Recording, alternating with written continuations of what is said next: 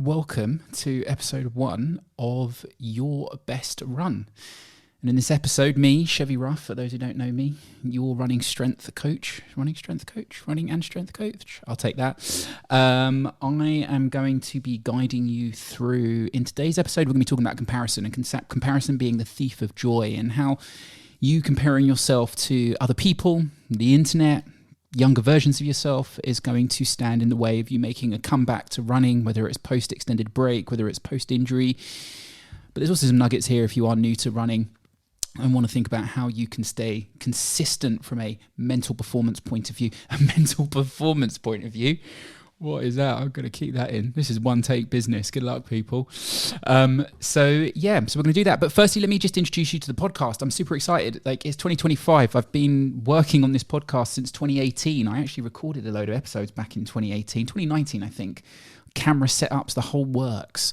And had some great guests on, and then the pandemic hit and it all just went a bit ski-whiff. While everyone else was releasing podcasts, I was trying to keep it together, to be honest with you, like the rest of us. This has been something I've been thinking about a while. So thank you for coming in. It's just a place where we can have longer form conversations, right? I'm tired of having to try and have important conversations about your running, your health, your well-being, your energy, your life, your best run in a 90-second format. So for those who are interested, these are going to be podcasts where we sit and have a conversation about particular subjects relating to running.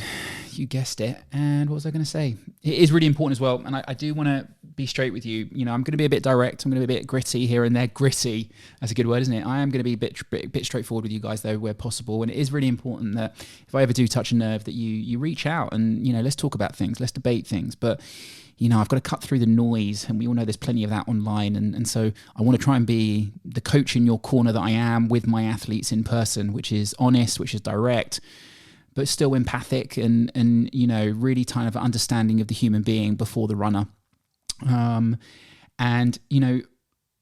want to introduce you to the title, which is Your Best Run, comma. And the reason that comma is sitting there is because I think one of the most important things about running and training is to always understand the context of your day, your week, your month, where you are in life. And so when I want to talk about your best run, it's not just about achieving your best run full stop ever. It's about your best run, comma, after having 3 kids. Your best run, comma, after coming back from injury. Your best run, comma, when running your first marathon, when you've been training in winter and suddenly it's 20 degrees heat, right? It's really important that comma represents context. And that's what I'm going to try and do in this podcast, is give you as much context as possible. So a lot of the runners that I work with, and we're going to do everything on this podcast. We're going to work with beginner runners. We're going to talk about, more seasoned pros. We're going to really get into the different ends of the spectrum of running. But one of the common threads amongst the everyday athletes that I work with is either they are coming back from injury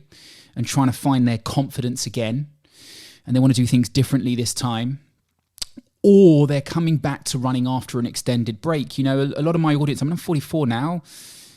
Age isn't a thing, but age is a thing. And a lot of the people, I've been doing this for well over a decade. I've been in the running community for 15 years. And, a lot of people that have come up with me, I don't know if that's a word.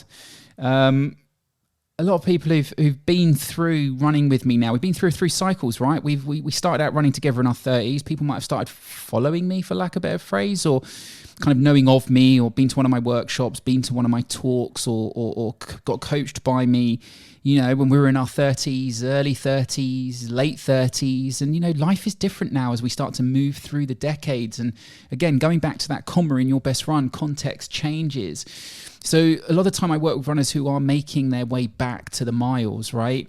And it's usually because they've either been busy building a career, or they've had a couple of kids, or just life has taken over. Life has got busy, or maybe, COVID, they started running, or maybe COVID, they stopped running. There was no races to sign up. There was nothing to be motivated by. They couldn't get out there and run with their community or their crew, and they found that they just haven't found their running since. Or maybe they ran a marathon, or someone's run a marathon and God, I can't ever do this again. And, there was elements of training that they really enjoyed, but, then it was all downhill from there as their body responded to the trauma, which it is, of running 26.2 miles. But we will talk about that another time. So I suppose this episode is for anyone who's staring at their running shoes and sighed. You know, I can imagine there are people out there at the moment listening to this, you know, like all of us, who have been sitting on their couch staring at their trainers and just cannot find the energy, the motivation, the willpower to get out the front door. And, you know, they've tried everything. They've tried going to bed in their running gear, fail. They've tried taking their running kit to work and run at lunch, but it's just gathering dust underneath their desk. You know, they've really tried to kind of promise them and entered into a contract with themselves to go for a run after work. But, you know, they get home and it's just either Netflix or run, and Netflix is always going to win. What are you watching at the moment? That's what I want to know. So it is important to start thinking about that mindset. And if that is you, like, I feel for you, because there is nothing worse than wanting to train, wanting to get back to a healthier version of yourself, or just be a better version of yourself, because you understand, right, that when you're moving well, when you're feeling healthy, when your running's going well, you are a better person for loved ones, family members, friends, colleagues. And I think that's the thing that I love about running, is just, you know, when you go and you achieve your best run, it translates into your best life, right? It really does. And that's a bit cheesy, I know. There's going to be plenty of cheese on here. But it is important to understand that, you know, it's not just about the medals. It's about when I choose to put one foot in front of the other, when I choose to move, when I choose to look after myself, and I have the benefits physically of getting out there and moving more, like mentally, spiritually, I'm just a better person. So if you are stuck on the couch, I'm sorry. It sucks. I feel your pain. But here's the thing. When you are sitting on the couch, where does your head go? And this is where I start to talk about comparison. And is comparison thief of the joy? Because as you sit there staring at your trainers, are you thinking back to a younger version of yourself? Are you reflecting on the runner that you used to be? And suddenly you're in this shame spiral of beating yourself up, thinking, well, why can't I get back to what I used to be able to do? I used to be able to train 5 days a week. I used to be able to run half marathons. God, I used to be able to run a 5K. Now I can't even run for a bus. And you sit there thinking that you're broken, that you're missing something that other people have. And we'll get onto that in a second. We'll get onto other people in this journey and what they represent. But what I'm interested in is about how you're framing you in this journey. And for you perfectionists out there, for you A-types out there, for you out there who are your own biggest critics, you need to take a step back and look at the context of your life now. Things are different. I'm going to be honest with you. You're older now. Things are harder. Look, I'm 44 years old. I tell you, I'm trying to reset my business up again, and I've been a year and a half in this game, and I'm like, what's missing? And I'm like, God, a little bit of energy, a little bit of grit, a little bit of testosterone. I don't know what it is, but things just get a little bit harder the older you get.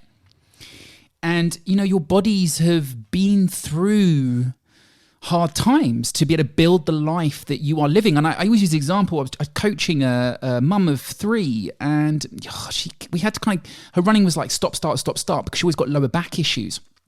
And I was like, it was always on the right hand side, and she was always kicking the crap out of herself whenever it happened, blaming herself, blaming her body, not embracing it, but blaming, being that self-critic. And I would turn around and I kind of one day went, out of interest, how do you used to hold your kids? She was like, oh, on my hip, on my right side. And I went, no, that's interesting, isn't it? Your body is just expressing the amazing life that you have lived, the wonderful mum that you are, looking after those children, bringing them up in the world, picking them up off the ground, showing them that they're loved, caring for them, keeping them safe. So, you know, your body is the most honest expression of the life that you live. And the reason that you probably want to get back to running right now is because you feel a little bit tired, because your energy is probably a bit low. You're not feeling as healthy as you feel like you should be. You know that you're not showing up for loved ones as well as you should be. You know there's something missing. And there's something inside you. Your DNA is screaming at you to move more. And your understanding of movement in your world, the way you frame successful movement is running marathons, half marathons, or whatever it is that you used to do.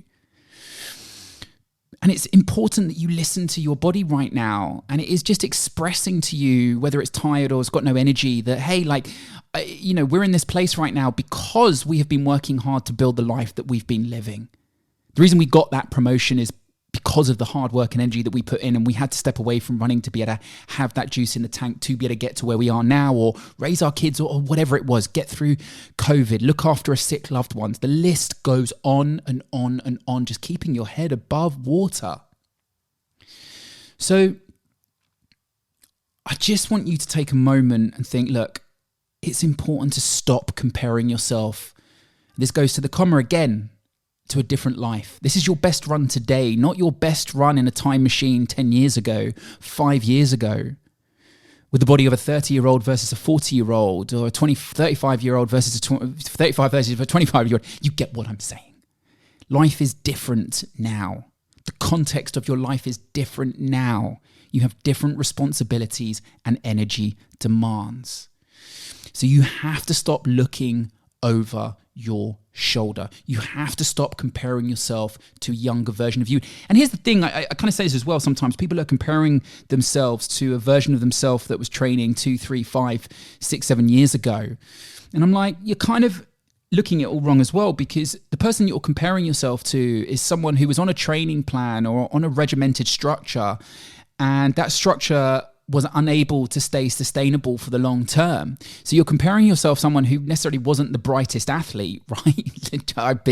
You get what I'm saying here, bear with me. It's like the runner who gets injured and deals with the injury and then goes back to the training plan that got them injured in the first place. Like, you're not running, you're not training now. There's been a big gap between now and when you used to train. So there was something that wasn't working in your training before. So instead of comparing yourself, you need to think, how can I be a smarter athlete now? What can I do differently? What can I do better?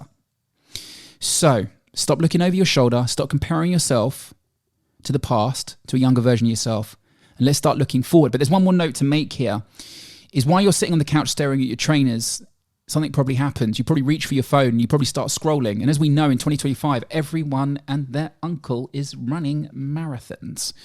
More on this another time. But it is important that as you're sitting there to really understand that what do you start to do? You start to compare yourself to everyone else on the internet, social media. God, look at those people running. Why are they running marathons? Why can't I?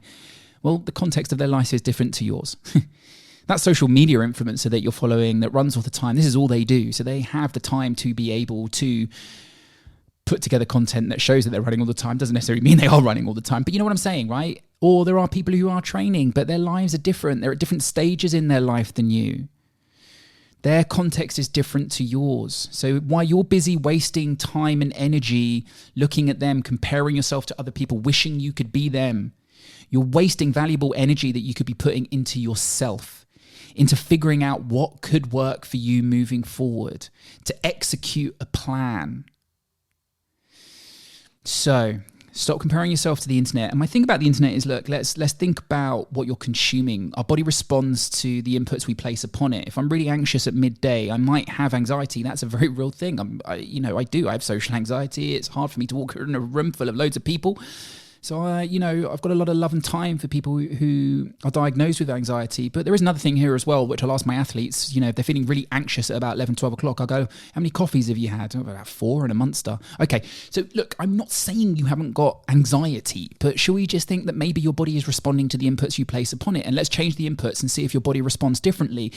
So here's the thing about social media. If you are just responding to the input you're placing upon your system, which is just constant scrolling of people that are just winding you up, then maybe you need to change the input. Social media should be there to influence you in the sense of motivating you for the good. If there are people there that are winding you up, just unfollow them, mute them, and find people who inspire you. And it doesn't have to be people who run. It can be artists. It can be musicians, who are people that get those creative juices, that motivation within you flowing, and curate your timeline and consume sensibly. Okay? So the lessons from today is you're not in your 20s anymore. That's not a bad thing. Age is a privilege. You've built a life. That costs energy. It's taken its toll, but you have built an amazing life, I'm sure. Okay, it's not failure, it's the cost of showing up for life. We also know that the algorithms, we've got to be careful, we've got to be cautious, we've got to respond to those inputs, right? We've got to think about the things that we're inputting into our system, into our bodies. So think about creating that timeline for you. Let's let go of the shoulds. Let's replace comparison with compassion. You know, and let's just put the phone down. That is it, my friend. Remember, your best run isn't your fastest. It's the one you show up for. So help set the context of think about the context of the day. Think about your context of your life now. Stop looking over your shoulder. Let's look forward. Let's be positive about the road ahead. Let's break things down into small, manageable chunks. More on this another time. We'll get to these subjects, right? I'm going to keep building on this. But for the moment, thank you for taking the time to listen to this, my first inaugural. Is it inaugural? I can't even spell it. I get really cautious about using words that I can't spell, but we're going to run with it. My inaugural podcast. Look, if it's hit home, do me a favor, like write me a review, let me know, or email me, chevy@chasingprojects.com, and please give me feedback. If you have subjects that you'd like me to cover, like I will be doing a Q&A episode here or there, so send me your questions. I promise you I will message you back. I would love to hear where you are at in your journey. But remember, think about what can I do today to have my best run today within the context of my life today. And yeah, write reviews. Can you do that? Is that it? Follow along? Was that too needy? Should I not be doing that? I don't know. I haven't got a clue. I'll ask ChatGPT later. Anyway, my friends, stay strong, stay running, and I will catch you on, I got to work on that sign off. Again, recommendations in an email would be great. I will catch you on the next episode. Chasing 19 over and out.